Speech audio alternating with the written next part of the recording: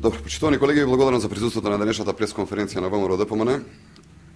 Социјалдемократскиот сојуз никогаш, ама никогаш во својата историја не понудиле мерки во интерес на сиромашните граѓани, а сега кога ВМРО ДПМН го прави тоа, се обидува да ги омаловажи мерките и себе си, како елитистичка партија, да се представи како заштитник на сиромашните. Господинот Андреј Петров на денешната пресконференција кажа грст невистини и лаги типично за Социјалдемократскиот сојуз. Бројките кои што се употребени се исто така груба лага и се целосно неточни. Ова се вика весела математика, веќе препознатлива за Социјалдемократскиот сојуз изминативе години. Андреј Петров покажа дека е спремен да се изложи на подсмев кон јавноста само за да му се додвори на вождот Бранко Црвенковски. Жално е што СДСМ критикува предлог на закон чија реализација поддржуваат над 70% од граѓаните на Република Македонија. Донесувањето на овој закон е во директен интерес на над 90% од граѓаните кои што имаат дивоградби, а се социјални случаи и на овој начин ќе може да си ги легализираат своите бесправно изградени објекти.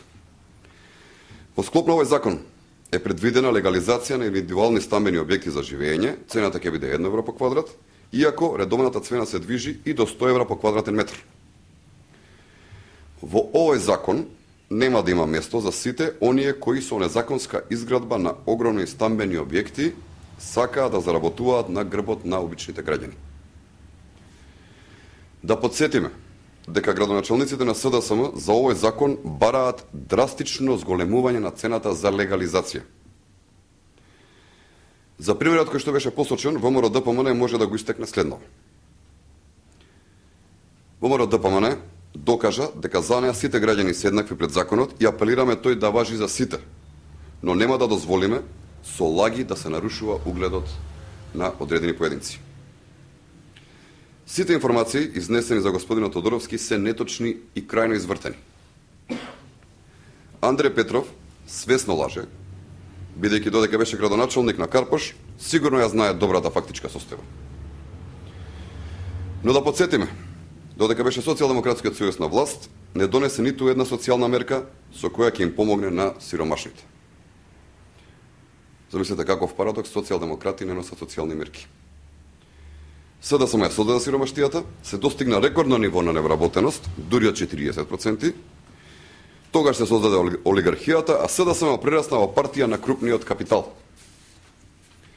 За разлика од ова, ВМРО ДПМН овозможи сите граѓани да го откупат дворната површина за 1 евро по метар квадратен, а сега се предлага и легализација на дивоградбите по исто само 1 евро по метар квадратен.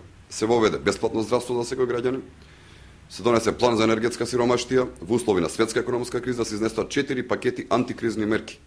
Се намалија даноците, а неколкократно се зголемија и платите и пензиите на граѓаните.